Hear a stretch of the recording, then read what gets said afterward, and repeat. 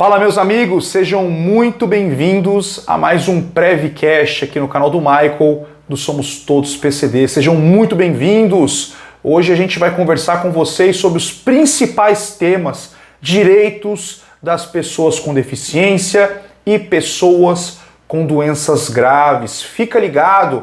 Hoje, como sempre, a participação da doutora Tainá. Antes de qualquer coisa, muito importante, se você é novo no canal, aproveite, clica aqui embaixo em inscrever-se, clica no sininho para ativar as notificações e ficar por dentro de tudo que a gente posta, nós aqui do canal do Michael, nós do grupo Somos Todos PCD. Se você ainda não faz parte, participe, acesse agora somostodospcd.com, WhatsApp e Telegram. Acesse o Telegram através da descrição do grupo do WhatsApp que você vai estar participando. Muito bem, então. Olá, doutora Tainá, seja muito bem-vinda a mais um Prevcast. Olá, gente. Olá, Michael. Sejam todos bem-vindos a mais um Prevcast. É um prazer estar aqui falando com vocês. Mais uma vez eu agradeço a oportunidade e vamos, deixar aqui embaixo nos comentários as dúvidas de vocês, os casos de vocês, que a gente sempre vai estar trazendo aqui a solução para o teu caso. Olha só que importante, pessoal. É importante que você deixe o seu comentário no vídeo, como a doutora falou. Inclusive, a gente vai colocar alguns comentários em tela durante essa transmissão. Pessoas que estão com dúvidas a respeito dos assuntos que a gente vem conversando aqui, passando as informações para você, tá bom? Muito bem, então. Então a gente vai começar com o primeiro assunto do dia, doutora. A gente vai falar sobre auxílio acidente. Eu tenho aqui uma situação, de uma pessoa que o filho, olha só, vê se você, um amigo ou um familiar não se enquadra nessa situação. A pessoa, ela tem um filho que recebe LOAS e ela tem direito ao auxílio acidente, mas tem medo de buscar o direito com medo de o LOAS ser cortado do filho. E aí, doutora, qual é a melhor decisão a ser tomada numa circunstância como essa? O medo, de perder o benefício, ele faz com que muitas pessoas elas acabem optando por não ir buscar aquilo que de fato tem direito. O que acontece? Hoje a gente tem um cruzamento de dados muito forte nas bases governamentais. Então, todo mundo que recebe LOAS, todo mundo que está inscrito no CRAS, que é trabalhador, é para que esses dados eles sejam cruzados. O que acontece? Quando a gente recebe o LOAS, a gente fala de renda per capita, que eu já falei aqui umas outras vezes no vídeo e vou sempre repetir, porque as pessoas precisam entender o que é renda, o que é rendimento. Rendimento é tudo aquilo que provém de um trabalho. O auxílio acidente, o auxílio acidentário, ele é um benefício que ele tem caráter indenizatório e não remuneratório. Por isso que o recebimento do valor, ele não vai contar como renda familiar. Inclusive, Michael, o auxílio acidentário, ele pode ser menor do que um salário mínimo. E está tudo bem. Ele não vai aí estar infringindo as normas constitucionais. Justamente por quê? Porque ele não tem o caráter de manter a pessoa, e sim de indenizar por um acidente que ela aconteceu ou por uma fatalidade da vida que veio a torná-la ali mais limitada para o trabalho, limitando ela para as suas funções normais. Então é importante a gente entender que o que é renda, pensão, benefícios de caráter indenizatório, o próprio Bolsa Família, o antigo Auxílio Brasil, são benefícios de caráter indenizatório. Então esses rendimentos eles não vão contar para fins de renda. Então pode solicitar seu auxílio acidente sim, que não vai ter interferência no BPC do seu filho. Inclusive, muita gente acaba optando por não solicitar, outros benefícios com medo do BPC ser suspenso, com medo da mãe ou do pai vir a óbito e aquele filho ele ficar de uma certa forma desassistido. Mas eu sempre quero trazer aqui, lembrar para vocês que o BPC, ele é um benefício de caráter temporário, ou seja, ele está diretamente ligado ao tempo, daquela pessoa. Então, se ela ficar reabilitada, o benefício vai ser cortado, assim como a renda. Então, sempre que tem pente fino, inclusive a gente tá com um pente fino aí na agulha para sair, os BPCs e os auxílios doença, eles são focos. Então, quando você tá ali recebendo um auxílio acidentário, tá pagando o INSS, se acontece alguma coisa com você, o seu filho de imediato recebe a sua pensão por morte. E para facilitar o processo, que existe como facilitar, você já pode cadastrar o seu filho nos órgãos, né, nas bases documentais, nas bases governamentais, para que ele fique lá registrado como deficiente, como menor inválido, como uma pessoa que está sobre os seus cuidados. E aí lá na frente, quando você falecer, né, não se um dia, porque todo mundo vai falecer, mas quando você falecer, ele vai ter muito mais facilidade para receber essa pensão por morte e aí sim, para o resto da vida e com direito a pagamento de 13º. O pessoal tem muito medo, né, de perder o LOAS, totalmente compreensível, né? Especialmente nos dias atuais, onde as pessoas inclusive vêm perdendo poder de compra, né, de renda, e também analisando a situação das pessoas com deficiência, né, a situação de miserabilidade, assim como não é à toa que ela está enquadrada no direito. Vamos girar o assunto, doutora, e a gente vai conversar sobre a aposentadoria da pessoa com deficiência, né? A aposentadoria PCD. Nós temos duas situações aqui que eu gostaria muito que a senhora comentasse. Eu vou colocar em tela primeiro a primeira situação, né? Que é a do Carlos. O Carlos, ele falou o seguinte: tenho uma dúvida, sou PCD há 2 anos, porque eu não sabia que tinha esse benefício. Há uns 6 meses, procurei um advogado especializado em INSS para a aposentadoria, ou seja, os meus recolhimentos foram sem saber que era PCD. Pergunto, eu teria direito a esse cálculo diferenciado na minha aposentadoria? Então guarda aí, doutora, que essa aqui é a primeira pergunta sobre esse assunto. E aí a gente tem uma outra situação aqui. Nós temos uma situação aqui do Vieira, não sei se é homem ou mulher, né? Não ficou claro. Eu tenho deficiência de membro superior, de não flexão de punho, com deformação óssea, deixando a mão envergada para dentro. Sou registrado em vaga PCD há 16 anos, me parece que é um homem mesmo. Já tenho uns 30 anos de contribuição. Tenho direito a já me aposentar pelo fato de ser registrado como PCD? Inclusive até coloquei junto uma pessoa orientando a pessoa tirar dúvidas com você, doutora, sobre o enquadramento na Lei 142 de 2013 e a possibilidade de conseguir o benefício. Então a gente tem essas duas situações, doutora, e eu gostaria que a senhora nos orientasse a respeito aí, de forma que uma fique linkada aí, a gente consiga tirar o máximo de dúvidas possíveis. Então, eu vou por partes, tá? Porque ambos têm o mesmo assunto, mas eu queria comentar casos específicos de cada um. Na primeira pergunta do Carlos, a gente tem a situação típica. Sou o PCD, mas não sei que sou o PCD. Existem muitas doenças, gente, que elas geram o direito ao recebimento da aposentadoria do deficiente e as pessoas elas simplesmente não sabem que são PCD.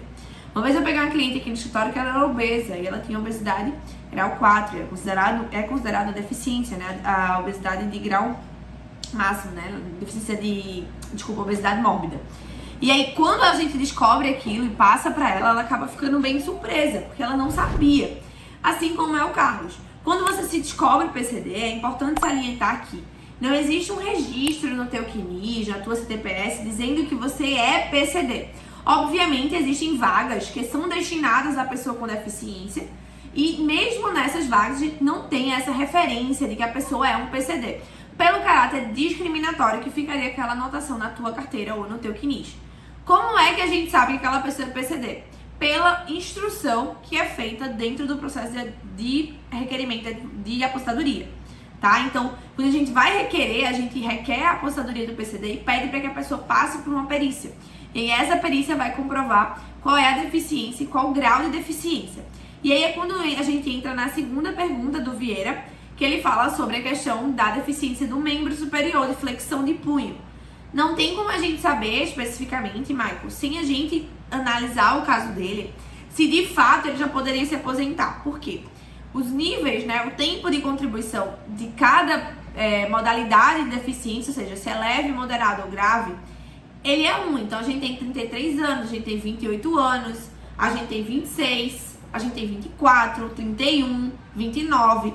Então, cada caso ele precisa ser analisado e estudado com o devido cuidado para fazer a perícia psicobiosocial para ver qual é o grau de deficiência, né, do Vieira, se é moderado, se é leve, se é grave, assim como a do Carlos. E a gente poder dizer, tanto para o Vieira quanto para o Carlos, olha, você tem sim aqui direito à aposentadoria do PCD, uma aposentadoria por tempo de contribuição mais benéfica, 100%, né, das suas médias salariais, um valor bem mais alto do que as outras modalidades.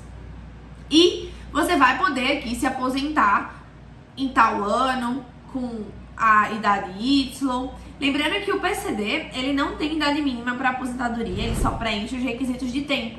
Então, se você é PCD, tem uma deficiência leve, por exemplo, mulher, e aí já trabalha há 28 anos, você já pode estar aposentado, mesmo que você tenha, tipo, 40 anos de idade, digamos, né? Obviamente que você teria que ter começado a trabalhar com 12, mas se você tem 46, 47, 50 anos, o fator etário, ele não influencia aqui para o PCD, apenas o tempo de contribuição. E não necessariamente todo esse período de contribuição, né, ele vai ter que ser no PCD. Porque pode acontecer de você sofrer um acidente, se tornar uma pessoa PCD e ter um tempo ali em que você não era PCD, de fato. E aí essas pessoas, sim, precisam fazer um cálculo multiplicador para saber a conversão do tempo comum em PCD. E o Carlos também, ele precisa ver qual o momento, se a deficiência ela já veio com ele de berço, ou se ele foi adquirindo ela ao longo da vida, pra gente fechar um marco etário para ver o tempo que de fato ele era PCD e o tempo em que ele era um trabalhador comum e fazer essa respectiva conversão. Então, em ambos os casos, assim, clássico de uma aposentadoria PCD por tempo de contribuição, e a melhor saída é fazer um planejamento previdenciário pra gente fazer essa conversão de tempo e verificar quanto tempo de fato ele tem e qual a modalidade de aposentadoria que ele vai ter. Pessoa com deficiência, muito importante, planejamento previdenciário. Você precisa já se planejar. Muitas pessoas ficaram sabendo da possibilidade do direito ao carro PCD, né? E com isso acabaram descobrindo ali o enquadramento legal como pessoa com deficiência. Então é muito importante que você também se preocupe com a questão previdenciária, faça o planejamento previdenciário, tá bom? Girando o assunto, doutora, vamos voltar a falar um pouco sobre LOAS, né? O BPC LOAS. Eu tenho um caso aqui que eu vou colocar em tela agora. Tony Ribeiro, ele fez o seguinte comentário, né? Que ele estava lendo com relação ao BPC, de uma pergunta que fizeram a indagação se alguém que recebe o BPC LOAS poderia ter bens. A resposta foi assim, que cada pessoa por família poderia ter até R$98 mil na poupança ou em bens móveis e bens imóveis. Bem, é muita informação aqui, né? E seria muito importante que a doutora esclarecesse para as pessoas a diferença, né? E as possibilidades referentes ao BPC LOAS, né? De patrimônio, renda e o impacto nesse benefício social, doutora. BPC LOAS sempre muito polêmico porque é um dos benefícios mais cortados, mais cessados, porque também é um dos benefícios mais solicitados. Gente, vamos novamente entender. Você pode, né? Você tem um imóvel, um carro. Você pode comer aquilo ali vai te dar dinheiro para tu comer? Não. Né? Você não vai comer ali tijolo. Então, ter um bem imóvel não significa que você não vai ter direito ao benefício de prestação continuada. Pelo contrário, você pode ter a sua casa própria. O fato de você estar miserável não significa que você foi a vida inteira miserável. Então acontece de por algum motivo determinado você descer de classe ou você passar por um momento em que você precisa daquele amparo, daquela assistência governamental. E aí você pode requerer o BPC LOAS e você pode ter imóveis. Sobre os bens móveis, né, o carro, a moto e etc. É muito importante e fundamental o papel do advogado e previdenciarista quando vai fazer o requerimento do BPC LOAS, em que a família ela tem uma condição de vida razoável. E por que eu tô falando isso? A gente tem, Michael, só pra você ter uma noção, na justiça, um entendimento muito duro quanto ao que é ser miserável. Né? E aí, quando o juiz ele vê lá que o cara tem uma moto, um carro, tem uma casa mais arrumadinha, às vezes a gente enfrenta sérias dificuldades para ter a concessão do benefício. E aí, por isso que quando você vai firmar, né, você vai fazer lá um requerimento de BPC LOAS, ele precisa ser muito bem instruído pra gente tentar, de todas as formas, ter o requerimento concedido de forma administrativa. para que a gente não enfrente, né, problemas com a decisão do judiciário. Sobre a questão da caderneta da poupança. Gente, poupança ela é um rendimento, porque ela rende, tá? É importante saber a origem do dinheiro. Esses 98 mil vieram da onde? São herança? Você recebeu uma herança? Ou foi um bem que você vendeu e tá com aquele dinheiro ali? De toda forma, a gente vai ali levar em consideração o rendimento, tá? O que aquilo ali tá te rendendo por mês. Óbvio que quando a gente vai para uma interpretação mais literal, né, você não vai chegar lá no requerimento e dizer, olha, eu tenho 98 mil aqui na caderneta de poupança. E hoje, o Bacen-Jude, ele não está interligado ainda aos órgãos do Gov. Ele faz apenas ali o reconhecimento facial pelo Internet Bank, mas o Gov, até hoje, esse momento, que eu estou gravando esse vídeo, hoje é dia 25 de agosto, a gente não tem uma consulta aos saldos das contas bancárias das pessoas que estão requerendo LOAS. Pode ser que amanhã, tudo que eu tô falando aqui seja inverídico, porque o INSS pode estabelecer uma portaria e pedir para que seja feito o Bacen-Jude. Mas até o momento a gente não tem. E é por isso que você pode ter saldos sim bancários na conta de uma herança, da venda de um bem, e não deve interferir no seu BPC-LOAS. Tainá, na prática isso acontece? Sim. Na prática, muitas vezes, quando você faz uma venda ou quando você movimenta, por exemplo, faz um financiamento, né, você movimenta altos valores que você aparece para o governo, eles acabam cortando o benefício por entender que você não está mais ali naquela zona de miserabilidade. Então, muito cuidado com como você vai fazer as transações. O ideal é que você sempre faça, né, uma consulta com um advogado especialista na área para ele poder entender e dar o melhor suporte para você. Muito importante a gente saber aí a diferença entre renda e patrimônio. Importante também buscar o seu direito. Muitas vezes você está precisando, de fato, desse auxílio do governo, que não deve ser confundido com uma aposentadoria. Tem muita gente que até usa essa expressão, né? Olha, eu estou recebendo uma aposentadoria, quando na verdade ela recebe esse auxílio social. E esse auxílio social é direito da pessoa que se enquadra naquela situação, como a doutora falou, uma situação de miserabilidade, né? É importante que você procure o advogado de sua confiança para você saber mais sobre o direito, tá? E claro, né, se você tem qualquer dúvida a respeito, quer saber mais orientações, entre em contato conosco, tá ok? Girando o assunto, nós temos uma situação, doutora, situação de auxílio-doença. Então, o auxílio-doença, ele sempre gera dúvidas aqui no canal e eu vou compartilhar com vocês uma situação, uma dúvida que é comum às pessoas com deficiência, que possuem um tipo de deficiência e que estão no auxílio-doença e gostariam de saber da possibilidade de buscar uma aposentadoria. E é justamente a situação do Éder Rodrigues. Ele perguntou, doutora, tenho visão monocular, estou recebendo auxílio-doença, tem chance de passar para a aposentadoria por invalidez? Obrigado. E aí, doutora, tem chance de virar aposentadoria por invalidez? Marco, essa é uma das perguntas que eu mais recebo, tanto no direct do meu Instagram, né, como quando as pessoas elas vêm aqui fazer consultas comigo, porque elas acreditam que a aposentadoria por invalidez ela é permanente. E se você também acreditava isso, infelizmente, eu tenho que te dizer que você foi enganado a sua vida inteira. Todo o benefício que ele tem por origem incapacidade ou deficiência, ele só vai ser mantido enquanto perdurar a sua deficiência. Tá, e como assim? Eu não tô entendendo. Quer dizer que eu tô aposentado, mas eu não tô aposentado. Exatamente isso. Quando você se aposenta por invalidez, aquele benefício ele tem caráter temporário de acordo com a tua condição para o trabalho, a tua incapacidade. Então, se em algum momento ali você se recuperar, o benefício de aposentadoria ele vai ser cortado.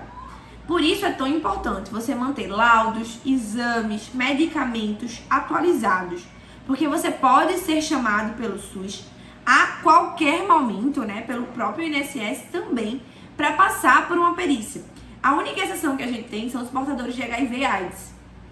Esses portadores de HIV/AIDS, eles não têm esse benefício por aposentadoria por incapacidade revisto.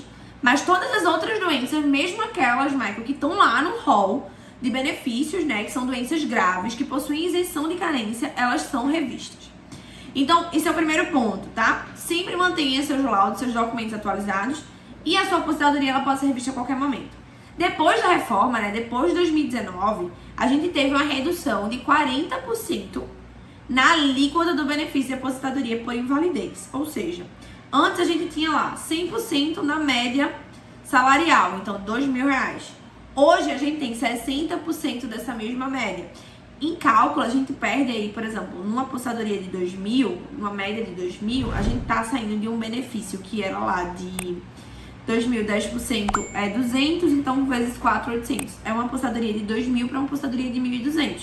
Obviamente que essa aposentadoria, como ela tem caráter remuneratório, ela vai ser ali acima de um salário mínimo, R$1.320 hoje.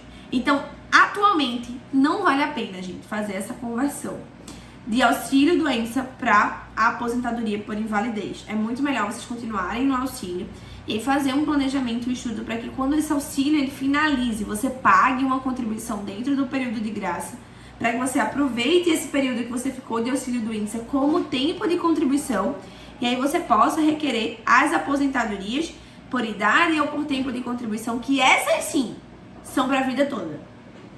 Olha aí, pessoal, fica a dica da doutora, mantenha seus exames e relatórios médicos atualizados. E, obviamente, que aí a gente tem que sempre se planejar e entender quais são as melhores possibilidades, né? Afinal de contas, a gente está falando do seu presente e do seu futuro. Então, muito cuidado a respeito disso e esteja sempre preparado, não dê sorte para o azar. E aí a gente gira o assunto mais uma vez, doutora, e vamos falar ainda, sim, sobre exames e relatórios médicos, mas aí convertidos em um laudo. Por que um laudo? Porque, por o pedido do saque do FGTS para pessoa com deficiência, nós precisamos, né, de laudos, não só para isso, qualquer tipo de benefício relativo à pessoa com deficiência, à pessoa com doença grave, a gente precisa de um laudo válido. Ele é sempre o coração do processo. Eu costumo dizer isso aqui, doutora, que o laudo médico da pessoa com deficiência, da pessoa com doença grave, é sempre o coração de qualquer processo, qualquer requerimento na busca por benefícios. E aí a gente tem aqui um caso, né, da Diolanda Pereira Santos, que eu coloco aqui na tela para o pessoal ver uma queixa dela, né? Ela fala sobre a entrada no Fundo de Garantia por Tempo de Serviço na Caixa e depois de 60 dias ela voltou lá porque não teve retorno, procurou outra agência da Caixa para tentar resolver e lá foi informada que o pagamento havia sido deferido. Olha só que interessante, pessoal. Isso é algo que não acontece num processo isencional, né? Um deferimento com um documento pendente. Mas aí ela alega, doutora, que teve um deferimento e aí entra na questão do documento pendente, que é o principal documento do processo. Diz que o laudo médico dela estava vencido, sendo necessário outro laudo. E aí ela depois fala sobre a questão da demora, fala sobre o problema em conseguir um laudo. E aí eu queria saber da doutora sobre o laudo médico para esse tipo de finalidade. Não só para o FGTS, para o saque do FGTS, mas também para outros benefícios previdenciários, doutora. Pode dar uma esclarecida para a gente, inclusive sobre a questão do tempo, né? Porque a gente sabe que existe uma correria grande para mudanças de leis sobre prazo de validade de laudo, né? Especialmente para pessoa que possui uma deficiência permanente. Só que em muitas esferas, leis específicas, a gente ainda não enxergou essas mudanças. Como, por exemplo, para poder obter as isenções para o carro PCD. A gente tem validades ali, por exemplo, na isenção de CMS. Eu queria saber da doutora como é que funciona para o caso do pedido de saque do Fundo de Garantia por Tempo de Serviço, o FGTS. Todo laudo, Michael, ele tem validade de 6 meses, tá? Então, da data que o médico assina para frente, são 6 meses. Passou de 6 meses, a gente já precisa atualizar. Isso não só para saque do FGTS, mas como para todo e qualquer requerimento com os órgãos oficiais do governo. O saque do FGTS especificamente, por ele ser, né, por isenção, ou até mesmo para que você possa fazer o custeio de uma prótese, que de 2018 para frente a gente tem essa possibilidade, ele tem que estar atualizado. Então, realmente, a Caixa, por ser um órgão federal, ela não pode liberar, né, aquele pagamento se o laudo não tiver perfeito. Até porque aquilo ali vai para o Tribunal de Contas da União, né, o TCU, e pode voltar. Imagina você ter que responder, eita, quase não sai. Imagina você ter que responder a um processo administrativo, porque tá lá um laudo, né, antigo. E aí a gente tem aquela questão da reclamação do brasileiro sobre demora. Infelizmente, a gente tem poucos servidores para muita demanda. E não dá pra gente ficar querendo, ficar problematizando. A gente tem que buscar o quê? Solução. A solução é você ter um processo bem feito, bem instruído, claro e objetivo, para que quando o servidor abra lá e diga, tá perfeito, toma aqui teu benefício, Tainá, toma aqui teu benefício, Michael, segue a tua vida e vai ser feliz. Então, benefícios, né? Qualquer benefício que você vai requerer, seu laudo médico tem que ter 6 meses, tem que ser até 6 meses. O ideal é que seja bem recente. Quanto mais recente for teu laudo, melhor vai ser para aquele servidor, mais segurança vai dar para o Tribunal de Contas da União. Laudo bem confeccionado, laudo em perfeitas condições, bem confeccionado, e eu gostei da palavra-chave, né? E um processo bem feito, claro e objetivo, fica a dica para esse caso específico e também, obviamente, para todos os casos relativos à previdência social ou benefícios ligados às pessoas com deficiência e doenças graves. E aí a gente gira um assunto para algo de suma importância, fundamental, especialmente para você que ficou sabendo recentemente o seu enquadramento a benefícios ligados a direitos das pessoas com deficiência. Você sabe que você é pessoa com deficiência legal e, claro, está preocupado com o seu futuro, tem que se preocupar com o seu futuro, tem que entender qual é a melhor maneira de buscar o seu futuro benefício previdenciário, a sua aposentadoria. A gente sempre fala sobre diversas situações, a doutora citou situações, o que é melhor para a pessoa com deficiência, e infelizmente nós temos situações onde o governo está pouco se lixando em se preocupar com esses detalhes, em se preocupar em te dar um aconselhamento sobre o que é melhor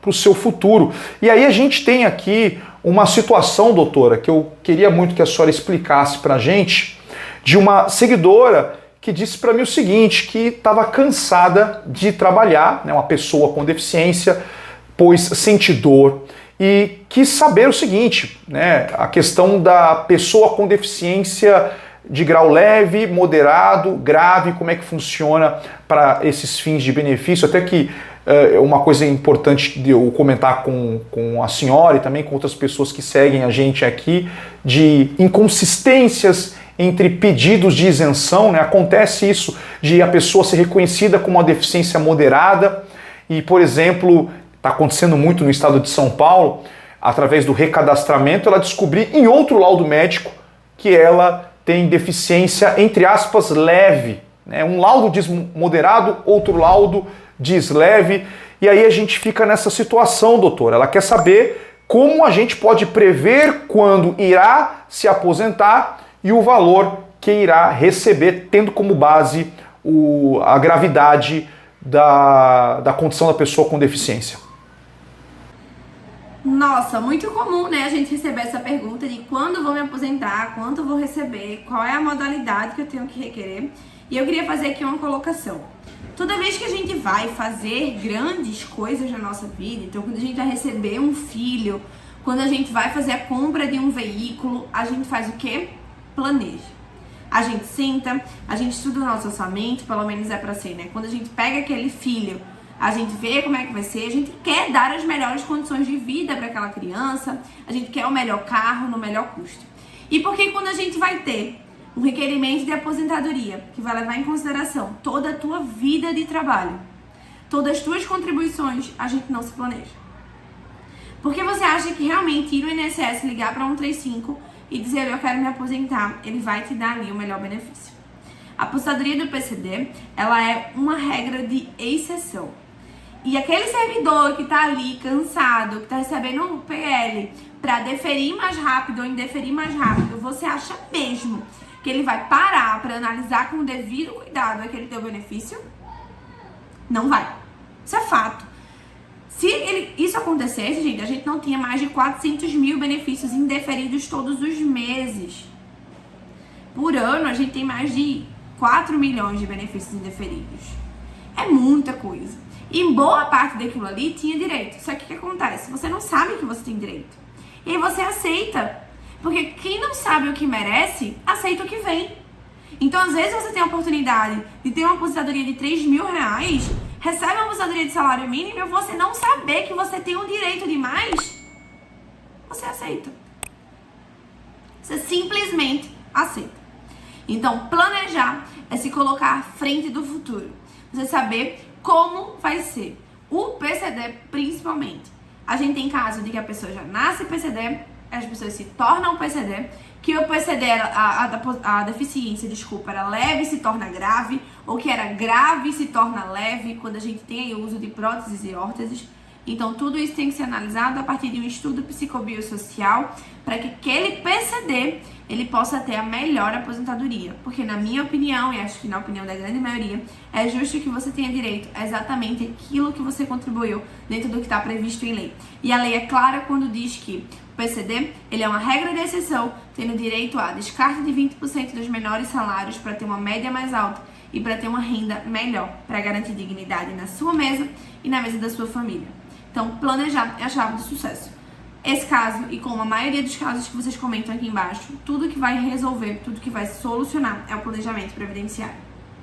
Claro, claro, doutora. A gente sempre fala aqui no canal, né? Em qualquer tipo de benefício, seja de desconto ou seja para poder receber do governo. Gente, não dá pra gente confiar 100% no governo. Eu até costumo dizer para as pessoas, olha, não dependa do governo para você garantir benefícios fiscais. É importante que você sempre busque uma ajuda, busque uma assessoria de sua confiança para que você consiga fazer com que a justiça seja feita, né? Afinal de contas, quantas pessoas nesse momento estão tendo acesso a benefícios do governo de forma errônea, né? A justiça não está sendo feita, ou ainda tendo pedidos indeferidos quando de fato deveriam ter pedidos deferidos. Então é muito importante não dar sorte para o azar, é sempre importante você procurar uma assessoria de confiança para que você faça valer o seu direito, tá? No caso do planejamento previdenciário, você que tem dúvidas e quer orientações, entre em contato conosco através desse WhatsApp que está aqui na barra, 13 981 58 8602. Beleza? Então a gente vira o assunto, doutora, e a gente chega aqui numa situação sobre a isenção de imposto de renda. Isenção de imposto de renda é o assunto. E aí, doutora, tem perguntas desse tipo, muito comum, hora ou outra a gente recebe de pessoas que precisam reforçar a renda. Então tem um caso aqui de uma pessoa aposentada, mas que continua trabalhando registrada, porque precisa, mesmo tendo uma doença grave prevista na legislação. E uma vez tendo essa doença grave prevista na legislação, ela quer saber se ela vai ter direito à isenção de imposto de renda em sua aposentadoria, mesmo continuando a trabalhar, doutora. Eu não posso deixar, né, de pegar essa oportunidade para falar aqui. Gente, a aposentadoria não é complemento de renda. O ideal é que você se aposente e, de fato, saia do mercado de trabalho. E, mais uma vez, eu vou ressaltar a importância do planejamento previdenciário, porque quanto mais cedo você se aposenta, menos contribuições você vai pagar, menor é o seu salário. Vocês têm que pensar sempre no sistema previdenciário como um carnê de pagamento de um carro. Ou seja, você paga parcela por parcela para no final aquele carro ser totalmente seu.